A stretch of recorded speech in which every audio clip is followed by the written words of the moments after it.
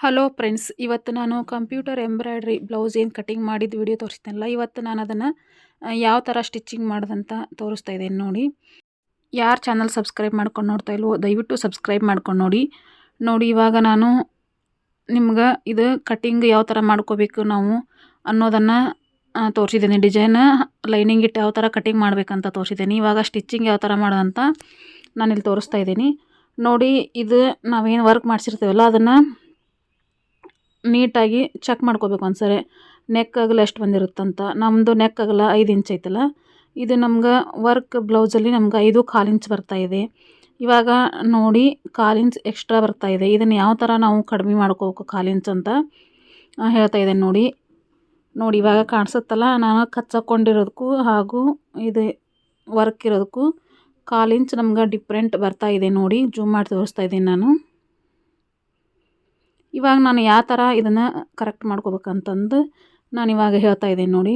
ಯಾವಾಗಲೂ ನಾವು ಇರಲಿ ಬಿಡು 1/4 ಇಂಚ್ ಅಲ್ಲ ಅಂತ ನಾವು ಹಂಗೆ ಸ್ಟಿಚಿಂಗ್ ಮಾಡಿದ್ರೆ ನೆಕ್ ನಮ್ಗೆ ಬ್ಲೌಸ್ ಅಳತೆ ಕೆಟ್ಟೋಗುತ್ತೆ. ಇವಾಗ 1/4 ಇಂಚ್ ನಾವು ಯಾವ ಥರ ಕಡಿಮೆ ಮಾಡ್ಕೋಬೇಕಂದ್ರೆ, ಈ ಥರ ಸೆಂಟರ್ಗೆ 2 ಡಿಸೈನ್ ಒಂದ್ರ ಮೇಲೆ ಒಂದಿಟ್ಟು ಸೆಂಟರ್ ಮಾಡ್ಕೊಂಬಿಟ್ಟು ಮಡಿಚಿಬಿಟ್ಟು, ಇವಾಗ ನಾನು ಇಲ್ಲಿ ನೋಡಿ ಸೆಂಟರ್ಗೆ ಇಲ್ಲೊಂದು ಸ್ಟಿಚಿಂಗ್ ಮಾಡ್ಕೋತಾ ಇದ್ದೀನಿ ಸ್ವಲ್ಪ.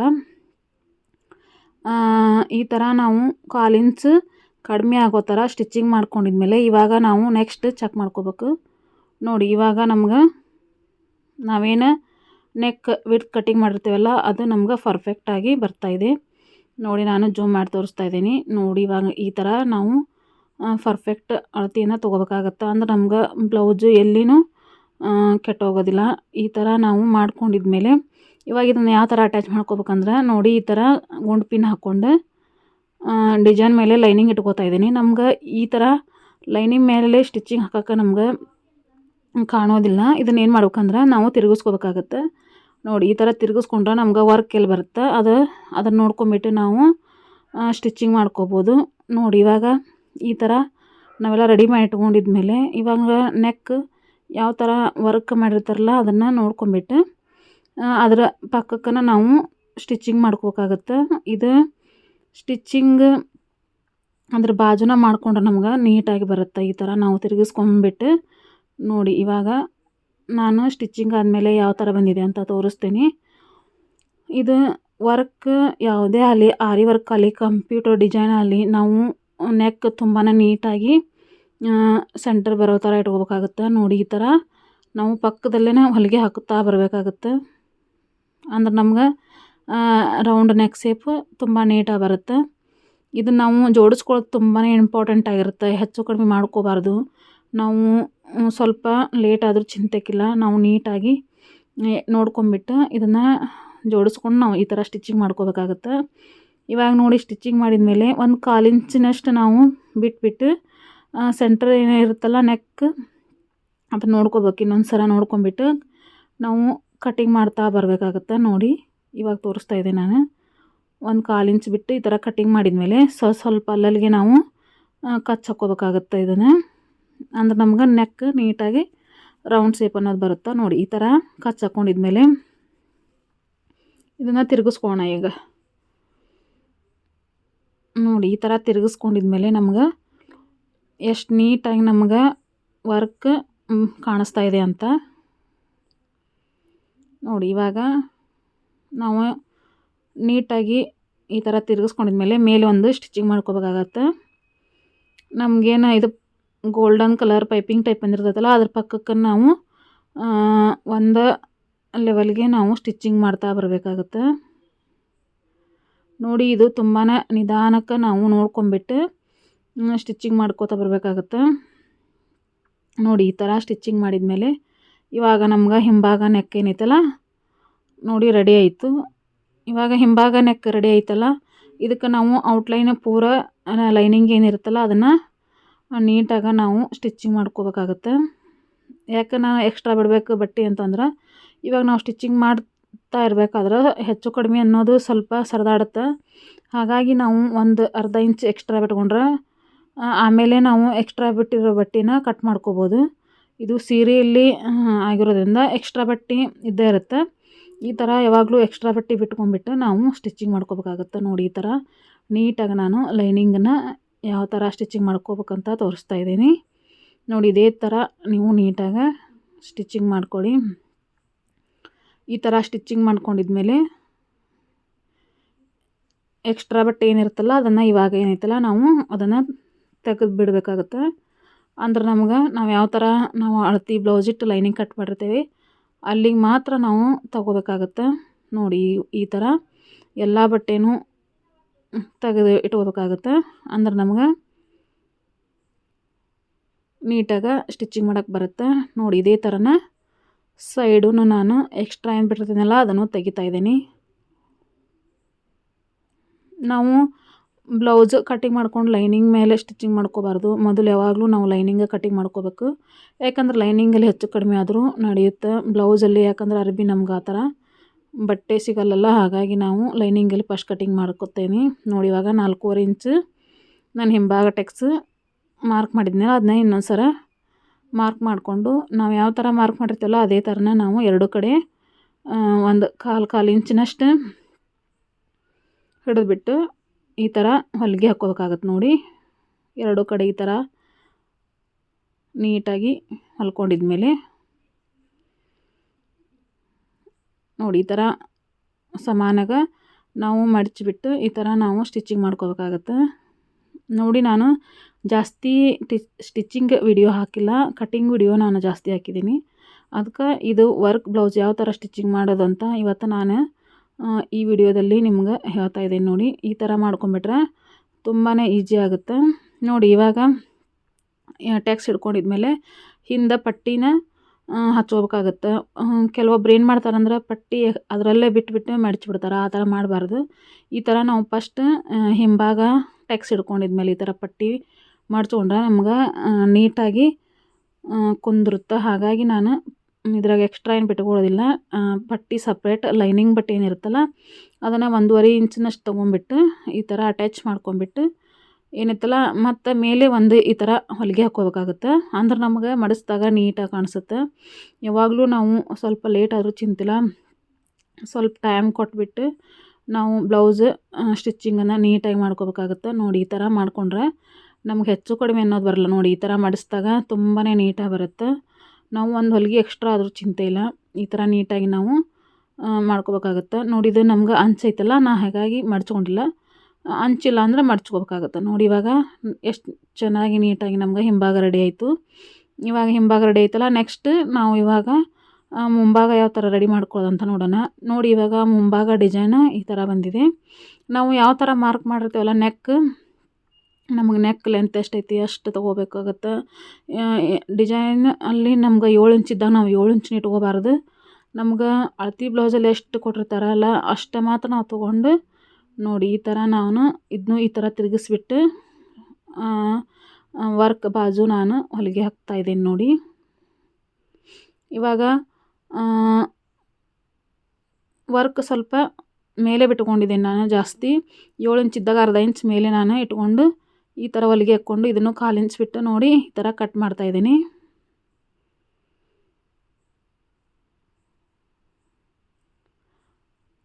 ನೋಡ್ಕೋಬೇಕಾಗುತ್ತೆ ನಮಗೆ ಯಾವ ಸೈಡ್ ಇದು ಬ್ಲೌಸ್ ಬರಬೇಕು ಅನ್ನೋದನ್ನು ನಾವು ಚೆಕ್ ಮಾಡಿಕೊಂಡು ಆಮೇಲೆ ನಾವು ಲೈನಿಂಗ್ ಇಟ್ಬಿಟ್ಟು ಈ ಥರ ಜಾಯಿಂಟ್ ಮಾಡ್ಕೊಂಬಿಟ್ರೆ ನಮ್ಗೆ ನೆಕ್ ಮುಂಭಾಗ ರೆಡಿ ಆಯಿತು. ಅದ್ರ ಪಕ್ಕಕ್ಕೆ ಇನ್ನೊಂದು ಹೊಲಿಗೆ ಹಾಕ್ಕೋಬೇಕಾಗುತ್ತೆ.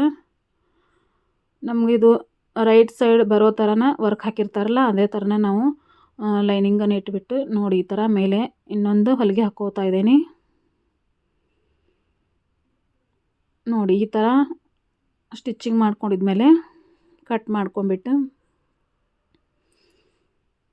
ಇದನ್ನು ನಾವು ಔಟ್ಲೈನ್ ಏನೈತಲ್ಲ ನಾವು ಲೈನಿಂಗ್ ಮುಂಭಾಗ ಏನು ಕಟ್ ಮಾಡ್ಕೊಂಡಿರ್ತೀವಲ್ಲ ಔಟ್ಲೈನ್ ಅದೇ ಥರನ ಇದಕ್ಕೂ ನಾನು ಎಕ್ಸ್ಟ್ರಾ ಬಟ್ಟೆ ಬಿಟ್ಟಿದ್ದೀನಲ್ಲ ಅದನ್ನು ಆಮೇಲೆ ಕಟ್ ಮಾಡಿ ತಕ್ಕೊಳಕ್ಕೆ ಬರುತ್ತೆ. ಇವಾಗ ನೋಡಿ ಒಂದು ಅರ್ಧ ಇಂಚಿನಷ್ಟು ಬಿಟ್ಕೊಂಡು ನಾವು ಪೂರ್ತಿಯಾಗಿ ಔಟ್ಲೈನ ನೀಟಾಗಿ ಈ ಥರ ಸ್ಟಿಚಿಂಗ್ ಮಾಡ್ಕೋಬೇಕಾಗತ್ತೆ.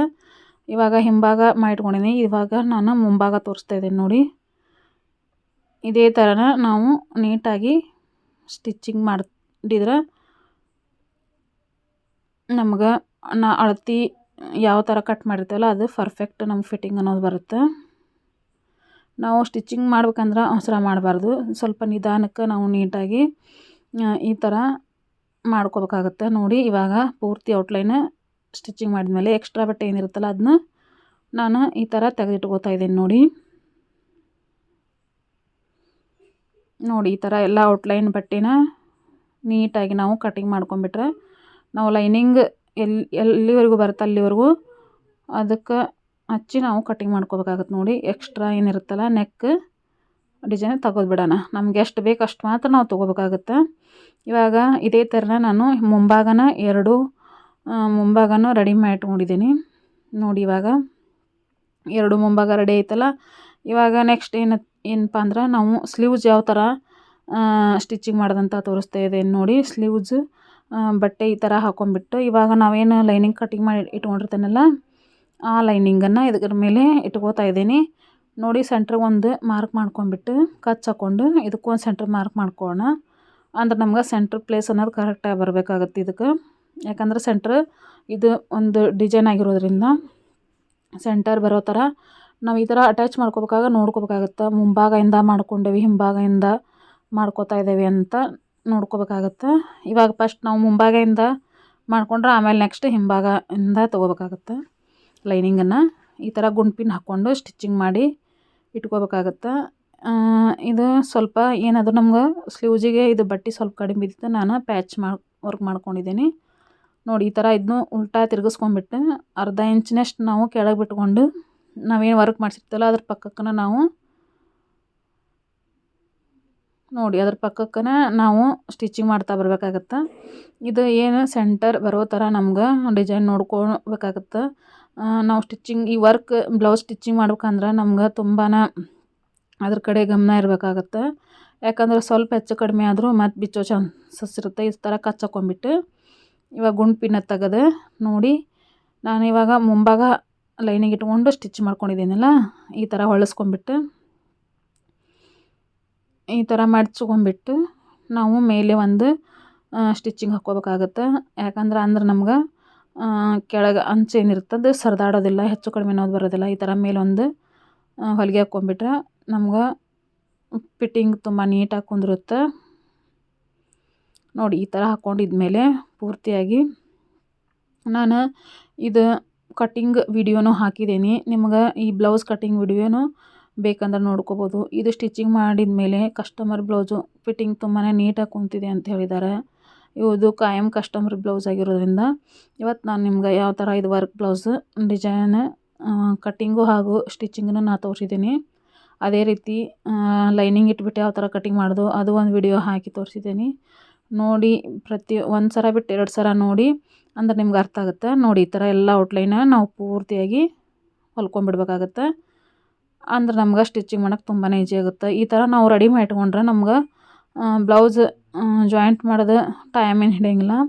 ಇದು ರೆಡಿ ಮಾಡೋಕೆ ಸ್ವಲ್ಪ ನಮ್ಗೆ ಟೈಮ್ ಹಿಡಿಯುತ್ತೆ. ಇದನ್ನು ನಾವು ಸ್ವಲ್ಪ ನೋಡ್ಕೊಂಡ್ಬಿಟ್ಟು ವರ್ಕ್ ಕರೆಕ್ಟ್ ಬರೋ ಥರ ನಾವು ಮಾಡಿಕೊಂಡು ಜಾಯಿಂಟ್ ಮಾಡ್ಕೊಂಡ್ಬಿಟ್ರೆ ನಮ್ಗೆ ಬ್ಲೌಸ್ ಸ್ಟಿಚಿಂಗ್ ಮಾಡೋದು ತುಂಬಾ ಈಜಿ ಆಗುತ್ತೆ. ನೋಡಿ ಈ ಥರ ಸೆಂಟರ್ಗೆ ಒಂದು ಕಚ್ ಹಾಕ್ಕೊಂಡ್ಬಿಡೋಣ. ಇವಾಗ ನೋಡಿ ರೆಡಿ ಆಯ್ತಲ್ಲ. ಇದೇ ಥರನ ನಾನು 2 ಸ್ಲೀವ್ಸು ರೆಡಿ ಮಾಡಿ ಇಟ್ಕೊಂಡಿದ್ದೀನಿ. ನೋಡಿ 2 ಸ್ಲೀವ್ಸ್ ರೆಡಿ ಆಯಿತು, ಮುಂಭಾಗ ರೆಡಿ ಆಯಿತು, ಹಿಂಭಾಗ ರೆಡಿ ಆಯಿತು. ಎಲ್ಲ ರೆಡಿ ಮಾಡಿದ್ಮೇಲೆ ಇದನ್ನು ನಾವು ನೆಕ್ಸ್ಟ್ ಏನಂದ್ರೆ ಇದನ್ನು ನಾವು ಎಲ್ಲ ಈ ಥರ ರೆಡಿ ಮಾಡಿ ಇಟ್ಕೊಂಡಿದ್ಮೇಲೆ ಇವಾಗ ಜಾಯಿಂಟ್ ಮಾಡ್ಕೋಬೇಕಾಗತ್ತೆ. ಈ ಥರ ರೆಡಿ ಇಟ್ಕೊಂಡಿದ್ಮೇಲೆ ನೋಡಿ ನಾವು ಯಾವ ಥರ ನಾವು ಮಾರ್ಕ್ ಮಾಡಿರ್ತೇವಲ್ಲ ಟೆಕ್ಸಿಗೆ ನಾವು ಕಟಿಂಗ್ ಮಾಡೋ ಮುಂದೆ ಅದೇ ರೀತಿ ನಾನು ಮಾರ್ಕ್ ಎಲ್ಲಿವರೆಗೂ ಮಾಡಿರ್ತೀನಿ ಅಲ್ಲಿವರೆಗೂ ನಾವು ನೋಡಿ ಹೊಲಿಗೆ ಹಾಕ್ಕೋಬೇಕಾಗತ್ತೆ. ಈ ಥರ ಅಂದ್ರೆ ನಮ್ಗೆ ಫಿಟ್ಟಿಂಗ್ ಅನ್ನೋದು ತುಂಬಾ ನೀಟಾಗಿ ಬರುತ್ತೆ. ನೋಡಿ 1ನೇ ಟೆಕ್ಸ್ ಆಯ್ತಲ್ಲ, 2ನೇ ಟೆಕ್ಸಿಗೆ ನಾ ಏನು ಮಾರ್ಕ್ ಮಾಡಿರ್ತೀನಿ ಅಲ್ಲಿಗೆ ನಾನು ಒಂದು ಕಾಲು ಇಂಚಿನಷ್ಟು ಸ್ಟಿಚಿಂಗ್ ಮಾಡ್ಕೊತಾ ಬರ್ತಾಯಿದ್ದೀನಿ. ನೋಡಿ ಇವಾಗ 2 ಆಯ್ತಲ್ಲ, ಇವಾಗ ನೆಕ್ಸ್ಟ್ 3ನೇ ಟೆಕ್ಸ್ ನೋಡಿ ಅದನ್ನು ಒಂದು ಕಾಲು ಇಂಚಿನಷ್ಟು ನಾನು ಬಿಟ್ಟು ಸ್ಟಿಚಿಂಗ್ ಮಾಡ್ತಾಯಿದ್ದೀನಿ. ನೋಡಿ ಇವಾಗ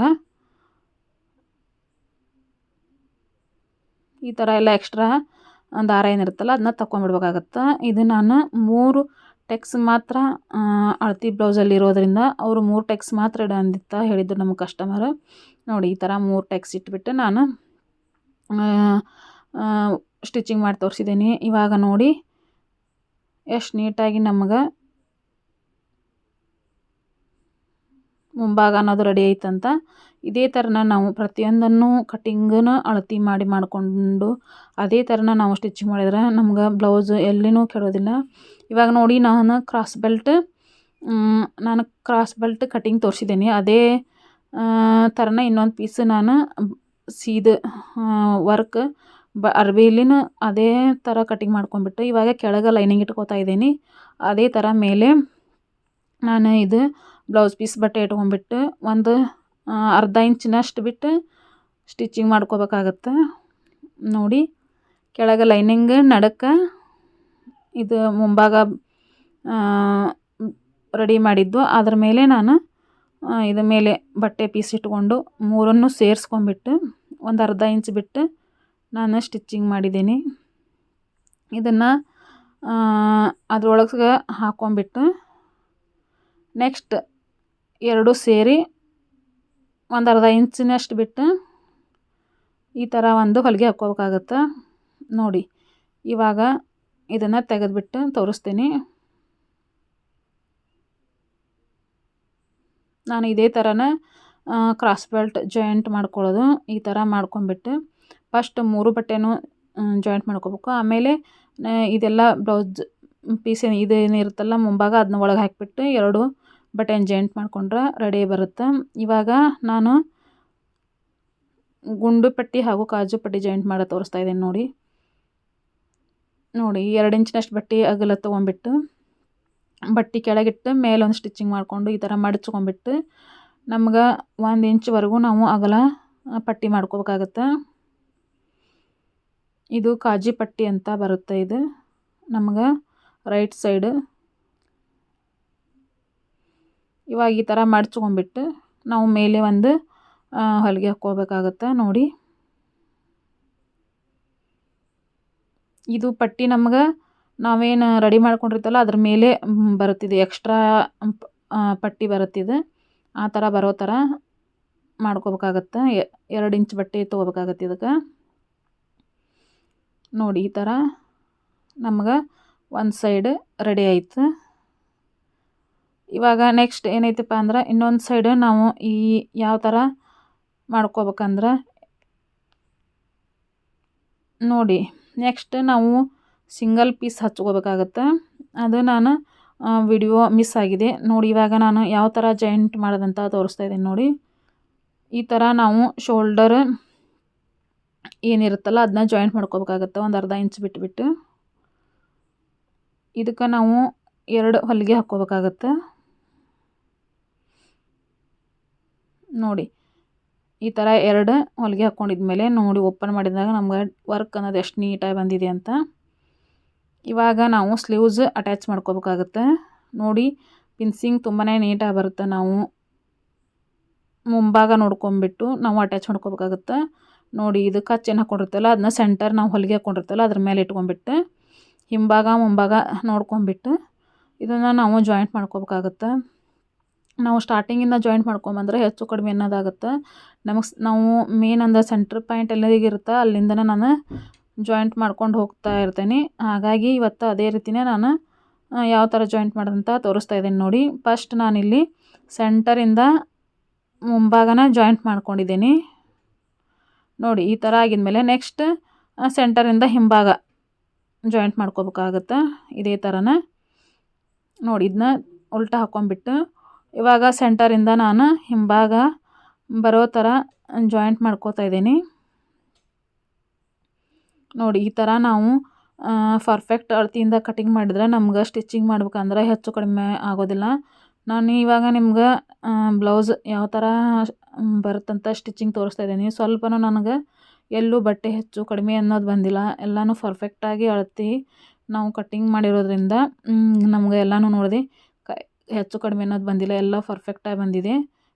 ಈಗ ಈ ಥರ ಮಾಡಿದ ಮೇಲೆ ನೆಕ್ಸ್ಟ್ ಒಂದು ಲೆವೆಲ್ಗೆ ನಾವು ಸ್ಟಿಚಿಂಗ್ ಮಾಡ್ಕೋತಾ ಬರಬೇಕಾಗತ್ತೆ.